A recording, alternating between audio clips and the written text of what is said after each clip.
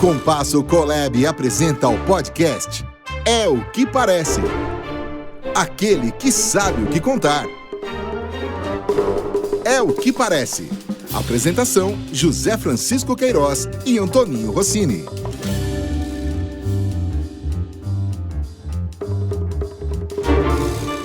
Olá, pessoal. Estamos iniciando mais um episódio do É o que Parece. Aquele que sabe o que contar.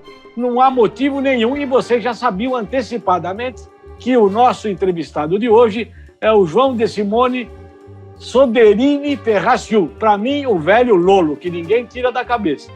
Lolo, você participou agora... Zé Francisco, você não sabe o que eu vou perguntar também, porque aqui a gente não combina nada. Não combina nada. Mas você precisa agora ficar de olho, porque eu vou fazer o mexerico, aquilo que jornalista gosta muito de fazer. E que leva vantagem para o ouvinte, o espectador, porque é uma informação nova. Nós participamos desse clube dos 100 amigos. Nunca chegou a 100 amigos, mas somos uma quantidade razoável e que lá pelas tantas decidiu fazer este livro, que é o que parece, que gerou inclusive o nosso título. De Simone, quem fundou esse clube dos 100 amigos? Por favor, por gentileza. Essa pergunta não pode ficar sem resposta. Eu tenho certeza absoluta de que ele está à minha frente e ao seu lado. Zé. Não é verdade. Explicando para os nossos seguidores... Vale a pena criar uma polêmica. O Clube dos 100 Amigos começou em 1998 através de uma carta anônima. Foi escrita uma carta anônima para 16 pessoas, entre elas... Corrigindo, diga, escrevi uma carta anônima a 16 pessoas. Chegaremos lá, porque eu digo que isso não é verdade. Foi marcado um almoço para essas 16 pessoas no Clube Nacional. O Clube Nacional, na época, era um clube de elite, em que você só entrava de paletó e gravata, e só entrava homens. Só entrava homens, não entrava mulher. E foi marcado um almoço lá, e essas 16 pessoas foram convidadas anonimamente. E ali nasceu, em junho de 1998, o Clube dos 100 Amigos, que teve esse nome, porque a ideia era, no decorrer do tempo, nós conseguimos reunir um grupo de 100 amigos para jogar a conversa fora. Não era para falar de negócios, não era para entabular negócios, se bem que sempre escorregava alguma coisa, profissionais que sempre fomos, mas a prioridade era a relação pessoal entre profissionais da comunicação. E esse clube hoje já tem 22 anos, se reunindo a cada 60 dias para um almoço, esse ano prejudicado com a pandemia. Aliás, por causa da pandemia, nós íamos fazer um almoço lá em Capivari, nós vimos um grupo dos amigos, nós iríamos fazer um almoço na casa do De Simone, mas que, lamentavelmente, tivemos que suspender por conta da pandemia. Mas ainda está na agenda, assim que for possível, nós irmos aí em Capivari, tomar uma cachaça, dar risada, bater um papo e matar a saudade. Mas, quem fez o convite para esse primeiro almoço? É uma incógnita, porque partiu de uma carta anônima. No livro, É o que Parece, inclusive, eu não só conto essa história, como eu tenho uma razão do porquê esse incógnito não aparece. Amizade é aquilo que você faz, preserva. Amizade, ela pode durar anos, mas amizade, ela pode começar hoje.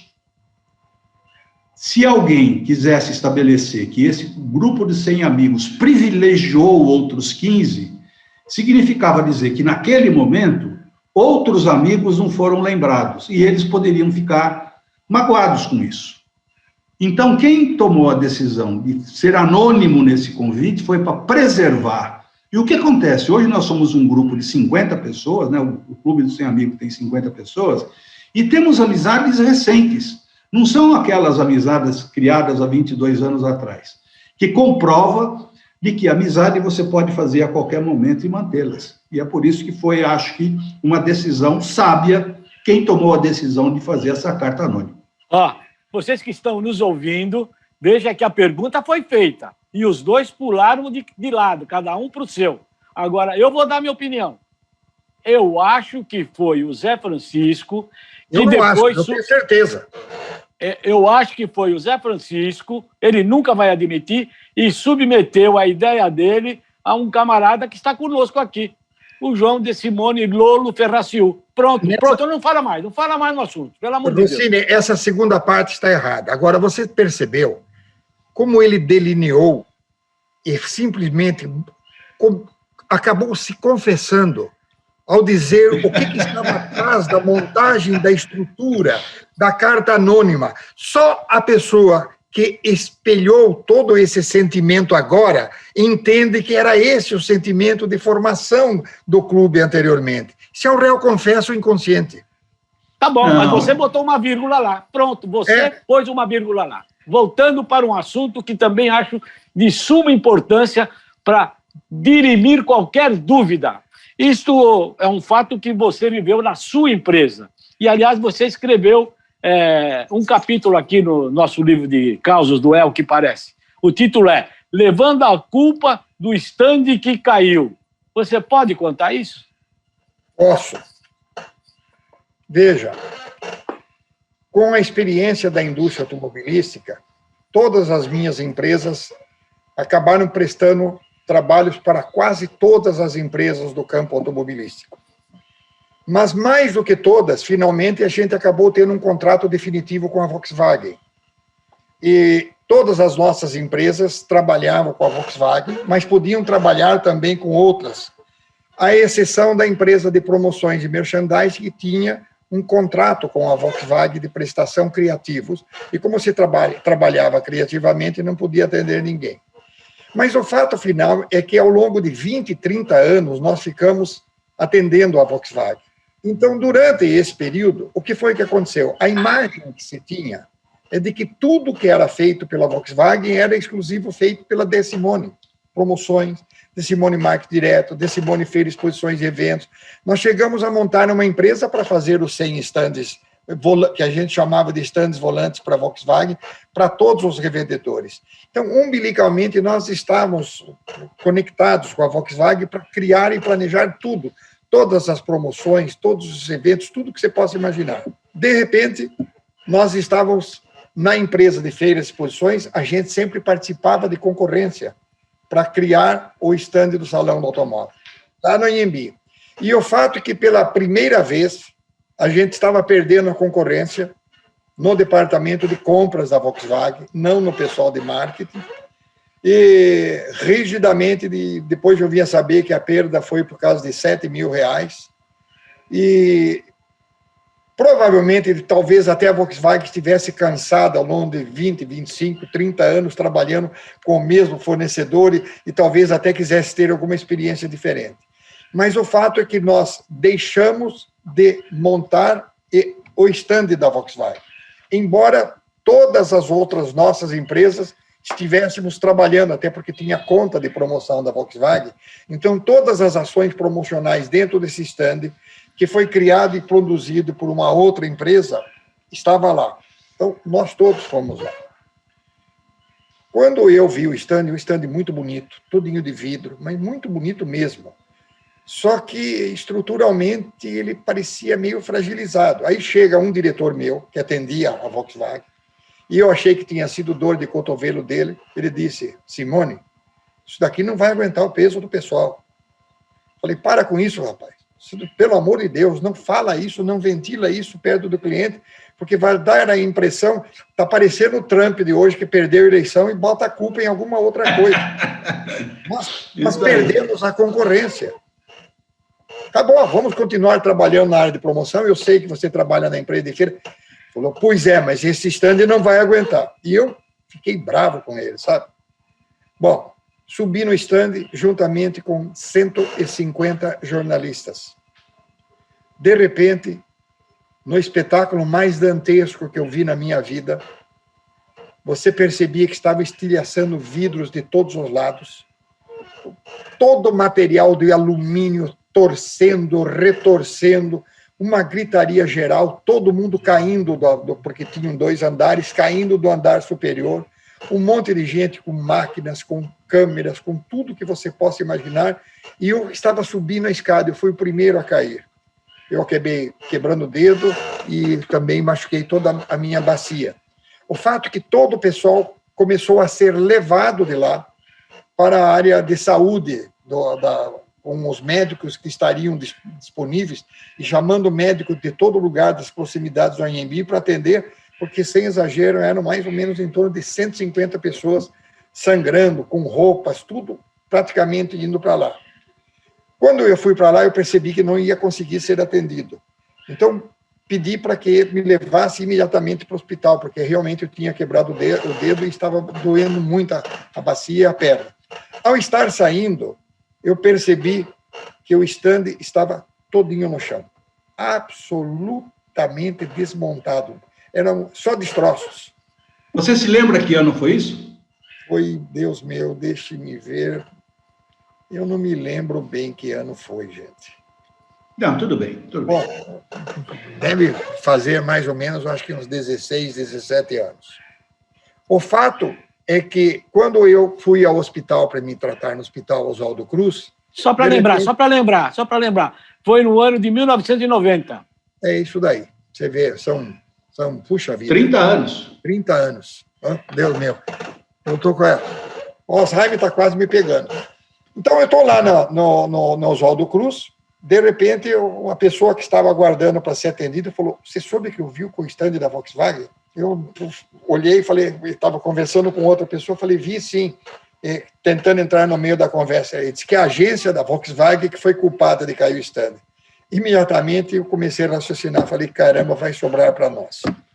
Feito curativo, no outro dia, morrido, mas ainda assim eu fui diretamente. Quando cheguei no Anhembi, eu vi que o stand estava lindo e maravilhoso. Tiraram todos os destroços e montaram um parque no local. O meu próprio pessoal, voluntário e espontaneamente, tomou iniciativa, depois a pedido da diretoria da Volkswagen, para corrigir seu problema.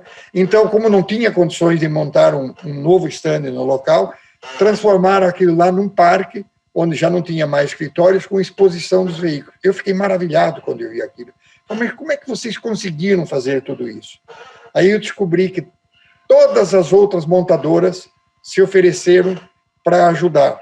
E desculpe, até vou fazer um comentário. Aí alguém da Volkswagen foi agradecer a ajuda dessas montadoras, um cara fulo da vida disse, nós não estamos ajudando vocês, nós estamos ajudando nossa colega de Simone. Poxa, fantástico, fantástico. De Simone. E você ficou com a fama de ter feito o primeiro que caiu, né? Agora eu quero só queria interromper aqui para dizer o seguinte, De Simone, eu tenho que declarar, o tempo já passou, 1990, mas eu estava lá e meti o pau em você. Tá vendo? Achei que você era o culpado. Todo mundo. Doutora, eu fiz uma matéria para o caderno que eu editava, Propaganda e Marketing, que na época nem era Propaganda e Marketing, comentando, dizendo, no stand aconteceu isso, todos os jornalistas, inclusive com fotos, e citei você pelo menos 2 ou 3 vezes, a sua empresa como culpada, de modo que eu estou dando uma oportunidade de me redimir do que eu cometi e a oportunidade para os nossos seguidores e ouvintes do É o que Parece saber realmente o que aconteceu. Maravilha, obrigado. Mas, curiosamente, até hoje, há uma quantidade muito grande de pessoas e empresas que pensam que foi a De Simone. O meu pessoal de criação tinha desenvolvido anúncios. Falei, desculpe, gente, não somos nós que temos que informar que não fomos nós que fizemos o trabalho. É a Volkswagen que tem que tomar essa iniciativa. Deixa eu lhe dar uma informação, Rossini. A quantidade de processos envolvendo pessoas que perderam câmeras, que perderam máquinas, que perderam relógios. Os relógios perdidos eram todos os mais caros do Brasil, as canetas perdidas pelos jornalistas eram todas Montblanc, sabe? Me desculpe fazer esse tipo de comentário, mas a área de relações públicas disse, não vamos nem questionar, nem perguntar. Paguem e indenizem tudo, absolutamente tudo. Quando tinham me pedido para fazer o anúncio, e a quantidade de pessoas que queriam me entrevistar, eu dizia, desculpe, eu não posso dar a entrevista, porque não fomos nós. Vocês têm que entrar em entendimento. Eu nem sei do nome da empresa que fez. Nunca me passou pela mente a empresa que foi a fornecedora da construção. Pode falar hoje, Lolo. Não, mas eu realmente não sei qual foi essa empresa. Você é liso, hein? Muito liso, você é liso. Ela foi processada depois pela Volkswagen, mas eu nem procurei saber. Francamente, eu não procurei saber. Mas o fato é que todos achavam que fomos nós, e até hoje, quando eu saio à rua, eu falo, mas vocês fizeram um stand lá que ruiu, né? Não fomos nós. Fantástico. Então, senhores, esse é um dos causos, entre alguns, que o De Simone escreveu no livro que nós publicamos quando o Clube dos 100 Amigos completou 20 anos, e esse livro ainda está à disposição que qualquer pessoa interessada para conhecer casos interessantes, curiosos como esse, estão à venda na APP, na Associação dos Profissionais de Propaganda, que você pode ligar para lá e receber o seu livro em casa, que tem histórias muito curiosas. O Rossini lembrou que o Simone escreveu, acho que 4 ou 5 causos, não lembro. Esse cara tem história pra caramba para contar. 5, né?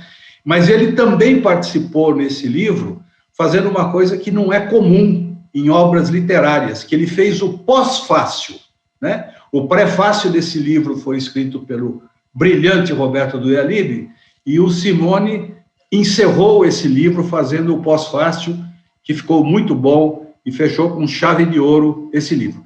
Você vai contar mais um caso aqui, e eu, vendo aqueles que você escreveu, me chamou a atenção e achei interessante você se reportar do trabalho que você fez para Souza Cruz. Essa foi uma das coisas mais gostosas e mais difíceis de dar atendimento. Eu estava sentado, de repente recebo um telefonema do diretor de marketing da Souza Cruz, na época, o John, Stevenson, e ele diz o seguinte: Simone, você está sentado em sua cadeira? Falei, sim. Você tem 50 folhas de papel à sua frente? Falei, não. Ele falou, então pega 50 folhas de papel.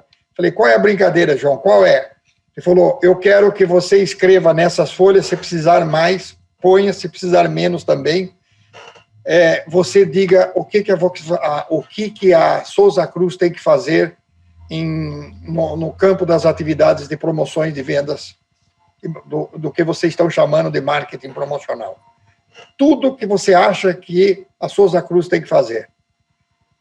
Falei, como assim? Ele falou, por favor, faça um planejamento solto, diga tudo o que precisa fazer, e quando você vier fazer a apresentação, já traga conta de todo o trabalho, quanto ficou, e debita para a Souza Cruz.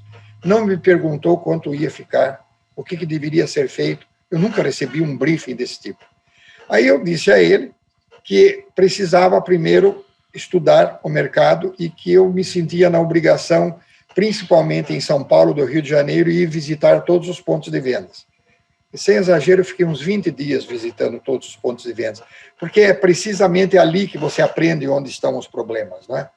E levantava às 4 horas da madrugada, de vez em quando, para acompanhar os vendedores, que nem conversavam com os proprietários, os donos, onde eles faziam as distribuições dos cigarros da Souza Cruz. Eles simplesmente trocavam e marcavam quanto colocaram, quanto não colocavam. Aqueles lá não eram vendedores da Souza Cruz, eles eram simplesmente aqueles que definiam quanto cada um dos clientes precisava. Eu fiquei maravilhado em ver aquilo. Depois a gente descobriu, inclusive, a origem, digamos assim, étnica e racial de quase todos eles, proprietários de bares, de restaurantes, de botecos, de uma série de coisas. E foi muito mais fácil depois fazer esse planejamento. 20 dias depois, eu levo o planejamento e ele me diz o seguinte, não se esqueça de que vai estar presente aqui os advogados da Souza Cruz. Como eu sei que você conhece bem a legislação, e todos eles dizem que é proibido cigarros fazer promoções, mas eu queria saber que tipos de promoções que são proibidas e se as outras não são. E, evidentemente, existe uma grande quantidade de ações promocionais que independem de autorização. Nós mesmo, quando trabalhávamos na Thomas Propaganda, a gente cuidou da Copa Arizona de futebol, que tinha 10 mil clubes participando. Nós trabalhamos com patrocínios da Souza Cruz para corridas de motos, para shows e coisas desse gênero. Então, aquilo lá independia, mas distribuição de prêmios é que era o grande problema, mas não para a equipe interna da Souza Cruz, e os advogados não permitiam. E o fato que eu levei no planejamento até uma campanha que chamava Mina de Ouro Souza Cruz, em que premiava na área de incentivo toda a equipe com ouro, etc., de acordo com o que eles estavam comercializando, vendendo, fazendo, etc. Mas o fato é que depois de fazer toda a exposição, e a reunião demorou 3, 4 horas, o John vira e fala assim, João, nós estamos gostando muito do seu trabalho, e eu já senti aqui por todos os gerentes regionais que tem interesse em entregar a conta para você. Mas nós estamos sentindo um problema muito sério. Nós estamos aqui há 3, 4 horas, e você é o único que não fuma. Como é que a gente vai pedir para uma pessoa como você liderar o processo criativo dentro da sua agência se você não fuma? Aí eu parei, pensei e disse, John, eu trabalho com a Johnson & Johnson há mais ou menos 20, 30 anos, e a gente cuida de mods, e eu nunca menstruei.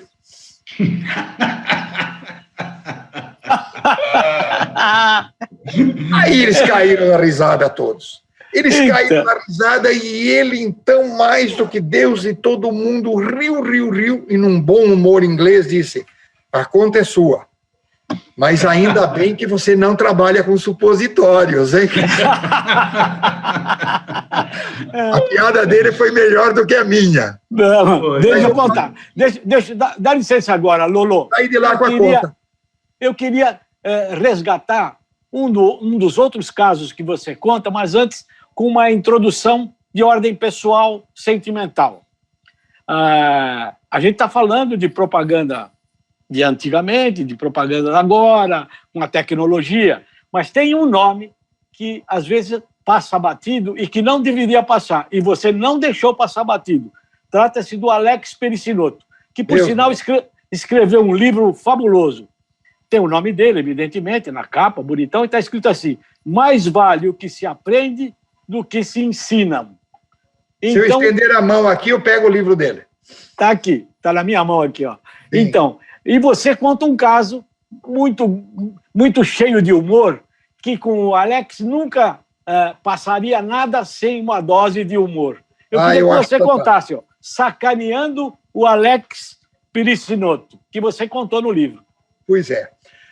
O Armando Ferrentini organizava, na época, um ciclo de palestras em que participavam o Emil Fará, o Mauro Salles, de vez em quando mudavam um ou outro, mas sempre tinha o Alex Perissinotto e eu, e nós saímos exatamente para fazer palestras, principalmente em faculdades. Todos faziam isso voluntariamente, e o Armando, evidentemente, adorava fazer isso, até porque fazia parte da divulgação. Você esteve muito tempo em contato com tudo isso, com os veículos de comunicação, de propaganda, de marketing, etc., que ele tinha. E o fato é que esse ciclo de palestras tinha começo, meio e fim. Quase sempre era aberta pelo Mauro Salles, e terminava com o Alex, ou vice-versa. Um belo dia, o Alex estava marcado para fazer a palestra, e eu pedi para o Mauro, eu liguei para o Mauro, falei, Mauro, o Alex vai fazer a palestra depois de mim, se você permitir que eu faça no seu lugar. Ele falou, como? Eu falei, a minha, não tem jeito, eu vou fazer depois do Alex. Eu queria fazer a palestra antes do Alex. Ele falou, por quê? Foi porque eu quero contar todas as piadas que o Alex conta nas palestras, que são maravilhosas, todas as piadas dele, mas eu quero contar não como se tivesse acontecido com ele na propaganda, mas sim como se tivesse acontecido comigo nas atividades promocionais. Eu vou simplesmente adaptá-las como se tivesse ocorrido na área promocional. A história dele do BAP, todas elas, essas histórias. Aí o Mauro, na hora, disse, fantástico, Simone, só que nós vamos fazer o seguinte, eu é que vou contar. Falei, não, Mauro, pelo amor de Deus, Mauro, você não tem jeito para contar piada, Mauro. Tem que ser um cara irreverente, tem que ser um cara crianção e irresponsável como eu. Não pode ser um cara como você. Ele falou, o pior é que você tem razão. Tá bom, vamos trocar. Então, eu troquei. E eu fui fazer a palestra antes do Alex.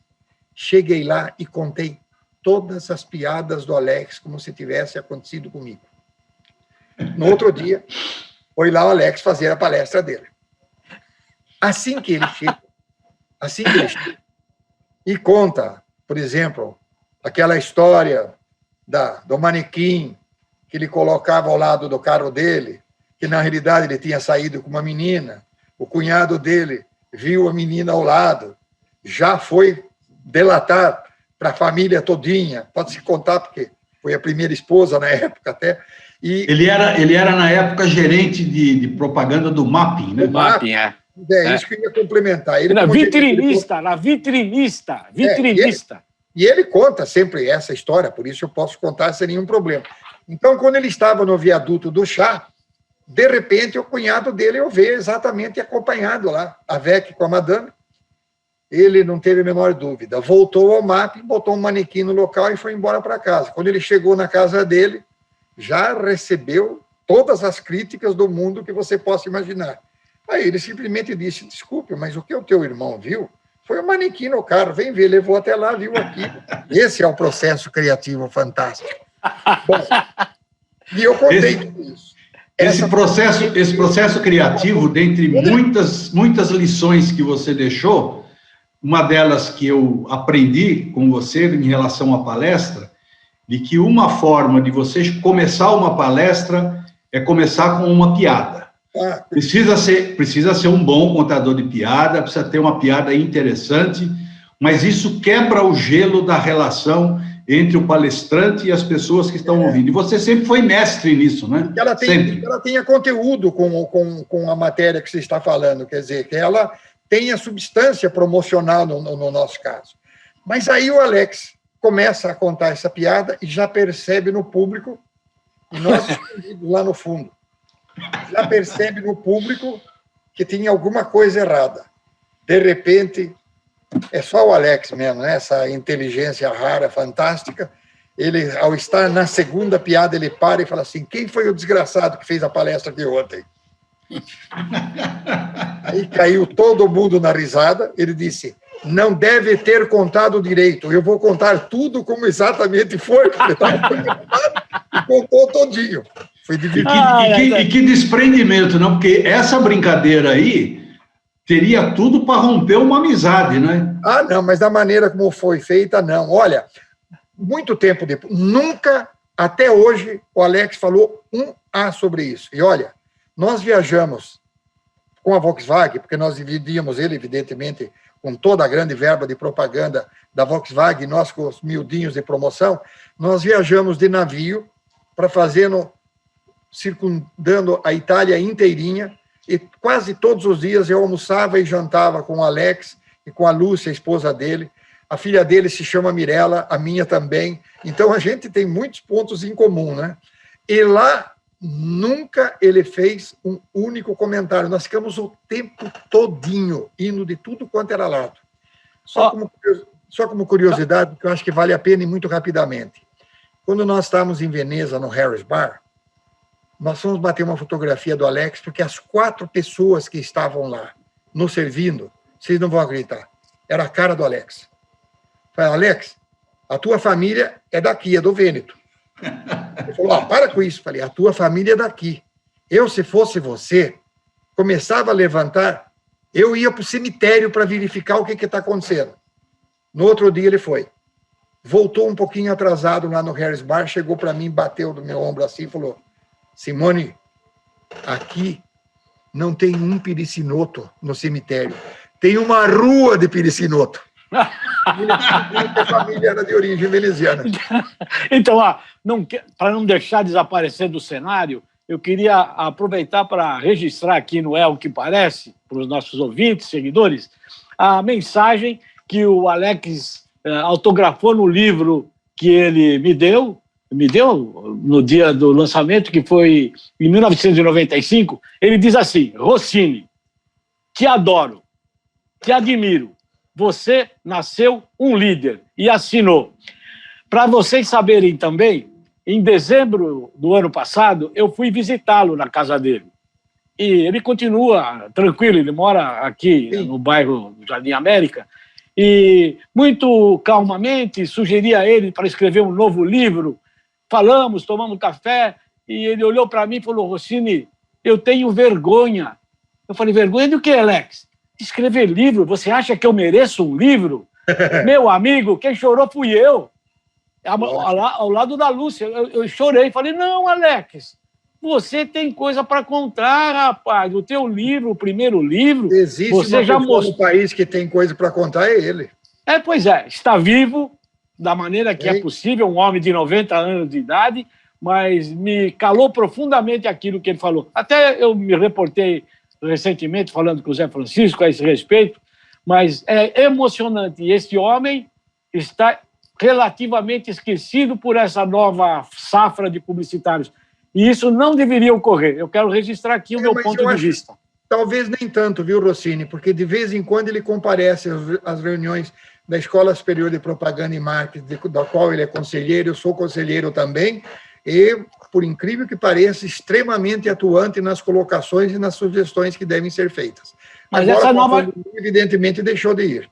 Não, essa nova geração que está chegando, e os ouvintes que estão nos ouvindo agora, deveriam saber desse nome. Consulta no Google, quem tiver tempo, para saber como atuou o Alex Perissinotto. Ele é o precursor das fusões dos grandes conglomerados de agências internacionais com agências brasileiras. Ele próprio, que era o MAP, virou BBDO, foi quando ele, por contrato, ficou mais 5 anos e deixou e, de um certo modo, se aposentou, mas continua lendo, continua fazendo exercícios físicos na casa dele e continua sendo aquela pessoa adorável. Maravilhosa. Ele é o pai das duplas de criação da publicidade brasileira. Bem lembrado. Essas duplas de criação, depois do Alex Perissinotto. Antes do Alex, as agências de propaganda trabalhavam com redator e diretor de arte, cada um fazendo um complemento o trabalho do outro em salas diferentes. Sim. Eles não se conversavam. Ou o diretor de arte criava uma imagem e passava para o redator botar um texto naquilo, ou vice-versa, né? O redator criava um título e um texto para um anúncio, aí dava para o diretor de arte ilustrar. E o Alex trouxe, importado dos Estados Unidos, essa novidade dos anos 50, sabe lá eu, em que a dupla de criação deveria estar trabalhando juntos, para juntos criarem anúncios. E é assim até hoje. Sem dúvida. Bom, amigos, nós estamos chegando ao final e, como eu previa, não deu para falar tudo.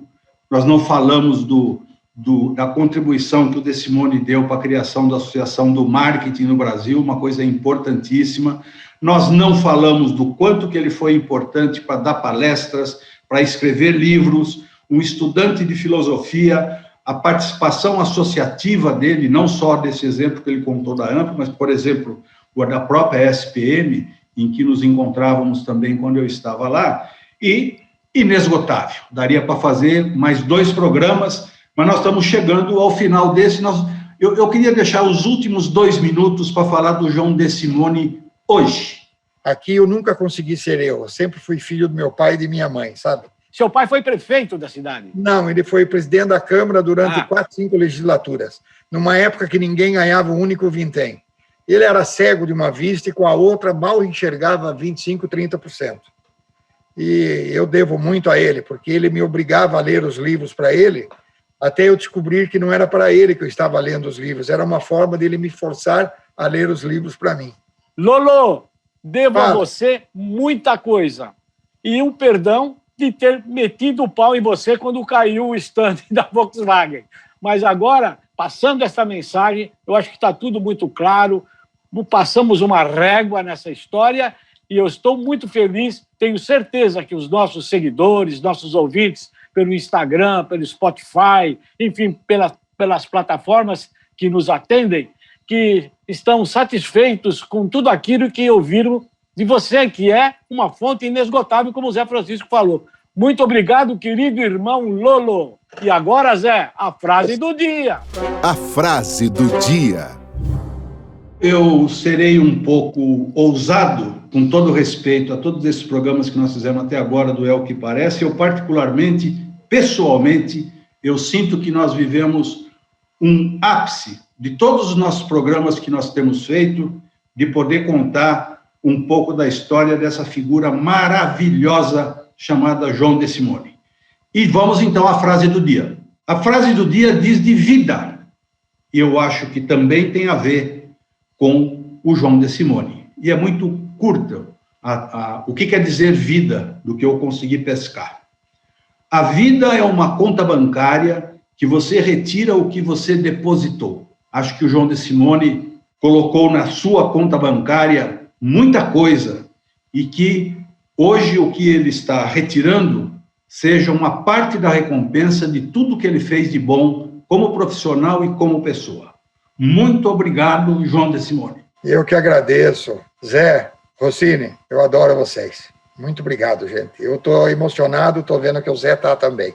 Olha aí. E eu também estou, mas eu quero só, mais uma vez, agradecer aos nossos ouvintes, os nossos seguidores, para que nós possamos cada vez mais ter programas como o de hoje.